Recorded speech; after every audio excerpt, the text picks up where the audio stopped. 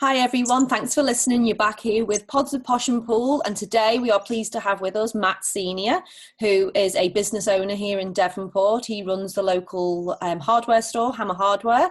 So hi Matt, welcome. Hi guys, how are you? Very good. Really good. How are you doing? Yeah, I'm good. Good, enjoying the time off. So we are now on week 2 of lockdown, and you had to close your hardware business with what, 2 days notice? Yeah, we sort of saw it coming. We were hoping to be allowed to supply essential services, but in the end, the Mitre 10 group that we're backed by as a whole sort of said, no, that's enough. Sort of stemming off what happened with the warehouse, I suppose. But what's going to happen for people out there who, like for instance, the other day, my toilet broke and I was like, oh my goodness. I mean, we managed to muddle something together, but what is going to happen for people out there who do have some emergency things in their house? Is there things in place for them? Right, so I guess it's been a big sort of learning curve for everybody, and being privy to all the Mitre 10 discussions for the government has been really helpful for us. We're just getting to this week. Hopefully we'll have a list of essential services that the locals can purchase from us, but the store won't be opening. It'll be all through Facebook or phone. The way we deliver it's still being determined, but as soon as I know, you guys will know. It all comes from our head office, which are in contact with the government. So keep an eye on our Facebook page, basically. So I guess, Matt, unlike other countries, we're slightly further behind in terms of the COVID virus. So we also went very quickly through the levels, didn't we? We went to level 4 very quickly. So we probably had less warning. What was that like in terms of impacting your business, and what was the reaction of the community to jump so quickly with a couple of days' notice only? I guess the first thing was when it was made the 70-year-olds had to stay at home because most of our staff are above that. They were good vintage. They have a lot of knowledge and it's awesome to have them. So they all had to stay home. So that was like 3 or 4 of my staff members gone overnight. So I ended up doing, I think, 14 days straight without any time off. So that impacted my family. And then it sort of put the writing on the wall what was to come. At that stage, we didn't know whether or not we were going to keep trading right through. At that stage, I was thinking, hopefully we can for business purposes, but also a little bit worried because had so many people in the shop. The virus was spreading and we potentially were helping the cause. So when Mitre 10 finally made the decision to shut everybody down, I was actually quite happy. So because you had a certain direction, so there was no uncertainty after that, wasn't there? The certainty was we just had to shut down, so there was no two ways about it. So I suppose you had direction. Yeah, it was that, but I didn't want to expose myself, my staff, or the public mingling in our shop because it is quite a tight shop, and the last couple of days were quite, a little bit scary, I suppose. Everybody was washing their hands and masks and people picking up things and putting them down, and it would be a place that potentially it could be spread. That was one side of it. The other side is with my family, if I had to keep on going there to work, I wouldn't be able to approach my ex-wife's bubble, and I wouldn't see my kids for how long, I don't know. So when it all shut down, we were all relieved. We had a couple of good days trading up to that, and then just shut the shop and went home, and everybody just sort of, like I'm sure most business partners did. Yeah. I think it was a relief all round, actually, and I think the government handled it really well. There was very clear, concise directions on what we needed to do. There was no arguing about it. It was just go straight down the line, do it. And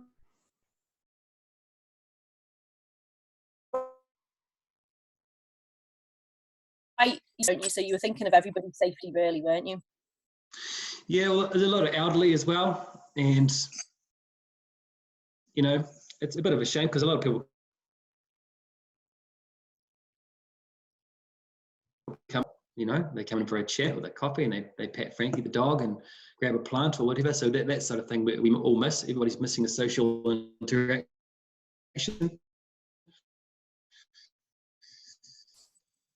Are under 70, but they're a bit older So if they got it, it could be quite bad as well. So they're all happy to go home. I didn't really want them to come in and work. So yeah, shutting down was a relief in a way. And how's it? What we're hearing on our side is that, you know, we don't understand the impact on business because we're the customer. And I think you've touched on a couple of really interesting points. One is that you had a lot of staff that were over 70 and suddenly you're left holding the baby. That was something I'd never considered before. What happens if you've got staff and you're left on your own? And secondly, actually, you know, we all are so considering at the moment what it's like for our essential workers to be in that position where they are exposed to the virus. And it must be very frightening to be in a very small enclosed space and be stocking shelves or serving customers and being aware that actually we're told by Jacinda Ardern, aren't we? We're actually informed to think that everybody's carrying the virus. We have to approach it that we're carrying the virus. We are infectious, therefore we need to be careful. So therefore, for a business owner, you're thinking everybody coming in my shop is infectious, and how do you protect yourself? So it must be quite frightening at the moment for essential workers, do you think? Yeah, I think it would be. But, you know, along with working your normal day comes complacency for them as well. So they all have to be reminded by their employer or their manager or their boss on the floor that, hey, you guys are actually out there, but you also got to protect the public, because some of them just go through their motions and forget about it or don't wash their hands or whatever. It's tough for everybody. Yeah.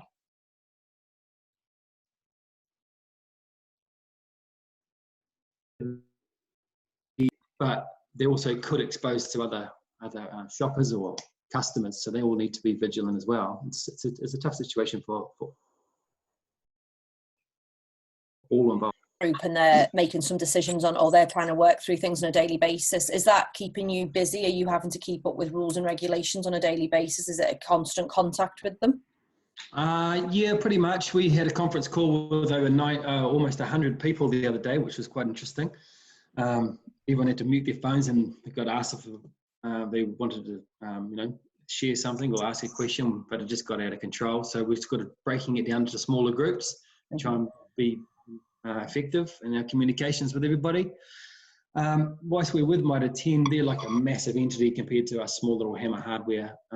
They've got their own set of rules. They're trading to essential services. They've got all the, facilities to be able to do deliveries with all their PPE, and they've got a lot of stock. We don't hold tons of stock. So that's one thing I'm concerned about. Hopefully I can get essential stuff down for everybody, but the amount of stock, I'm not sure what I can carry, what I should carry. So it's just, you have to bear with us. We'll do our best to get what you guys need.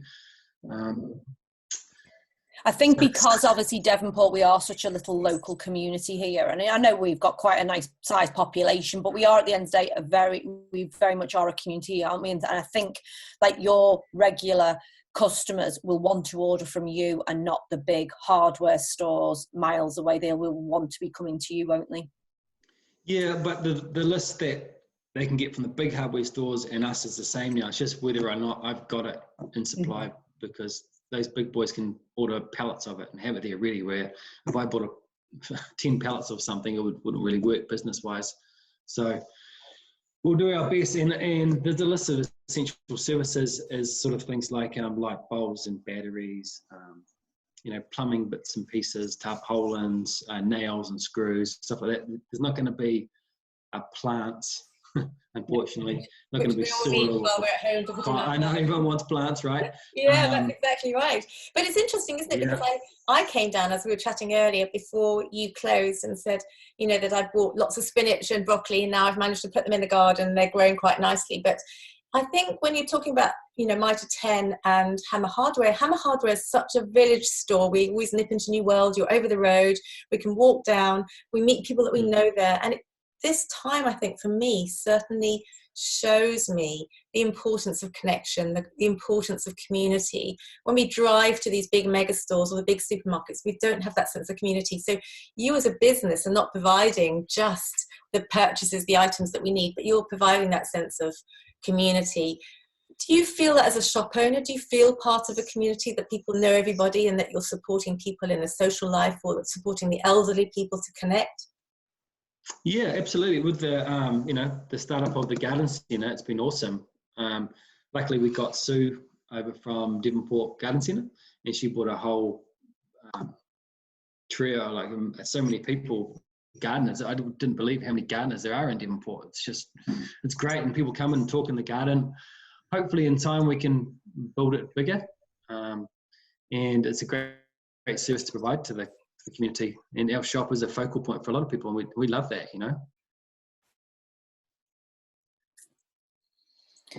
And so where from here do you go now, Matt? What's your plan? How are you putting in plans for when you do open, or are you just literally living day by day at the minute?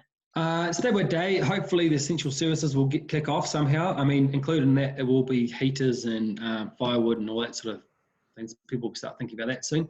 Going forward, there's a lot of things in the air at the moment. I mean, there's rentals to consider. There's hopefully, obviously the virus, where's that going to go? In an ideal world, we'll get a hold of this virus and they'll take us down to level 3. We're actively talking with the government right now to see what our shop would look like at level 3, be it 5 or 10 people in the shop at once, staff and PPE gear. Might have to put up some splash guards, or what do you call them, for the counter. We don't know. Mm-hmm. So hopefully down to level 3, we'll get some rules. Maybe we're allowed to get plants when it comes to level 3. I don't know. But when we find out about all this, I'll post it all on Facebook, and hopefully we'll get up going again. And I guess, Matt, there is uncertainty, isn't there? I was listening to Jacinda yesterday, and she was saying she wants everybody to know as much as she knows. She wants to put the information out there as quickly as possible, but until we get to the 2-week mark, we can't measure the stats and we can't look at community transmission. So I think that people are really feeling safe in her hands that the information is coming out. But as she said, there's such a level of uncertainty because we actually don't know what's going to happen. And I guess that's true around the world. In terms of the staff, do you feel supported in the sense that the government is providing funding for wages? Or do you feel concerned that you're going to have to lay off staff? Do you feel quite secure in your position? Well, look, for the next 12 weeks, yeah, because they've paid everybody for the next 12 weeks, right? So has that taken a worry off your mind? Yeah, absolutely it has. Yeah, of course. I think they've done a magnificent job. But there's always a flip side to a good thing. I mean, who's going to pay for all this? It's going to be our children, or is it going to be more tax? I don't know whether it's going to come back. But for right now, immediately, I think Jacinda's done a great job, because all of us have just gone, give us time to breathe. We paid the staff. They've all gone home pretty happy. Well, and I know all my staff will come back as soon as they can. They all love working down at Hammer Hardware. And I've got a lot of loyal customers that they would like to say hello and her too. But the initial thing from the government was awesome. Of course, what else could they do? And I think a lot of businesses will agree with me that just giving that money to give to them so we can all just take a breath. Because we're very used to, in New Zealand, we're quite used to having natural disasters shutting things down, aren't we? You think about the Christchurch earthquake and the devastation that's left after us with businesses that couldn't return. So I guess this is such a different situation. We've got a disaster on our hands, but the government have provided enough support that you are safe and you can be in the sort of position you can open again at some stage. Yeah, I think so. I mean, if it drags on for 8 weeks, 12 weeks, sort of 2 months or 3 more months or whatever, then it's going to be a real issue for a lot more people, isn't it? That's the fact of the matter, because you can't just keep on paying rents and paying mortgages with no income. So let's see how long it goes for, and if everybody plays the rules, maybe we'll get on top of it and we'll be sort of a world leader in this, I think. Well, I think we can't wait for Hammer Hardware to start being able to deliver again, because actually, as you just said all of that, I thought, oh my goodness, I'm probably going to need a big load of firewood at some point, because as soon as the weather changes here in New Zealand, it really changes, doesn't it? I mean, our summer has been extended, so we've been very grateful and thankful to that. But you're right, there will be people out there who will be wanting their heaters and their firewood probably very soon. So we look forward to all the things being in place for you to start being able to do some deliveries, and hope that goes. Yeah, so hopefully that will be all ready to go. It'll only be me, so I'll do my best, because we only have one person, so I'll be taking all the orders. I'll be chucking into my truck and coming around and delivering it to you all with people. Well, look, hey, Matt, Joe and I, between us, have got 8 children, 8 teenagers, so if you want a hand, we can supply help. We can't do that outside our bubble. that's a meeting I've got in half an hour or so. I've got another meeting with my team. So this is all the rules around how we deliver, what we can deliver, and how people order, and how do they pay us, and all this sort of stuff. So it's not going to be full throttle hammer hardware by any means, but we'll do what we can to get goods to people that need them. You'll be like Santa Claus for the people of Devonport. You'll be, won't you? You'll be like Father Christmas. Yeah. Well, I'll try. Well, that's really great to touch base with you. As you know, Joe and I live in Devonport, the same village that you have your shop in. So it's lovely to touch base, see where you're at, and actually provide information to the community, who I also know are really keen to know updates from various different businesses and what's going on. So thank you so much for joining us today, and good luck with your pursuit for getting essential worker status. And we look forward to you reopening again soon. Yeah, awesome. You guys are doing a great job. I think it's important we all come together and talk about times like this, So hopefully we'll learn out of this. Humanity going to come back together rather than against each other. So, Here. thanks very much.